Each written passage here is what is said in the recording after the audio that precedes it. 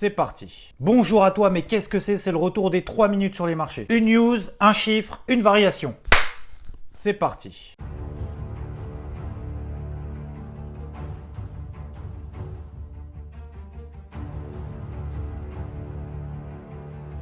La news qui date depuis 3 jours, c'est l'attaque de drones de rebelles Houthis du Yémen sur des infrastructures saoudiennes de pétrole. Et même au-delà de ces attaques, ça pourrait s'étendre à un conflit plus important puisque Washington et Riyad dénoncent et pointent du doigt l'Iran qui aurait pu a priori jouer un rôle dans cette attaque. Clairement se pose la question de soucis de sécurité autour de ces zones pétrolières, ce qui a priori de grandes chances d'intégrer dans le prix et dans le cours du pétrole cet inconnu, autrement dit ce risque.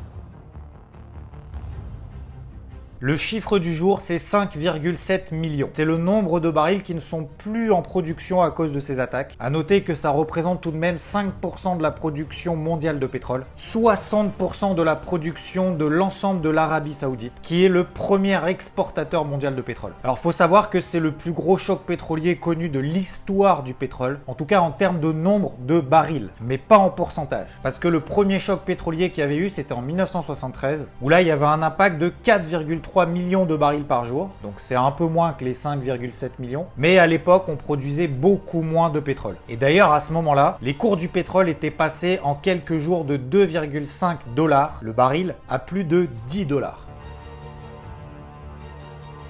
Ça nous amène à la variation du jour, toujours liée au pétrole, et c'est 15% de progression sur les cours du pétrole. Et ce, dès le lendemain de ces attaques. Et là, on parle bien évidemment du WTI et du Brent. Pourquoi? Tout simplement, loi de l'offre et la demande, l'offre baisse, les prix montent. Alors, pour rentrer dans les détails, il faut savoir que pour le moment, on estime à peu près autour de 25 jours de stock de pétrole en Arabie Saoudite pour pouvoir compenser cette perte de production journalière. Et au bout de ces 25 jours, si jamais la production repart pas,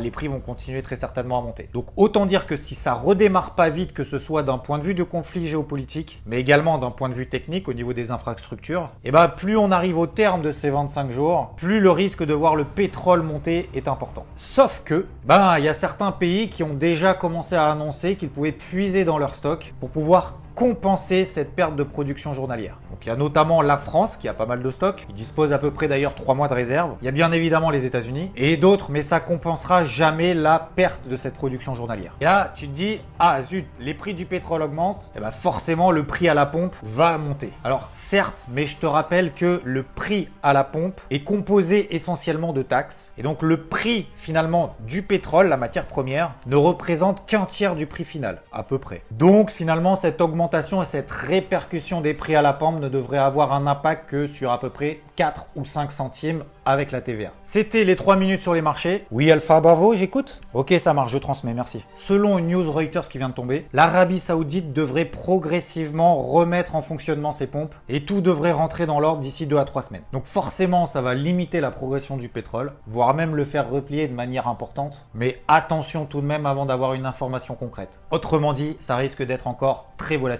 Et ce, pendant les 2 à 3 prochaines semaines. Prudence donc sur le pétrole et je te dis à la prochaine. Ciao!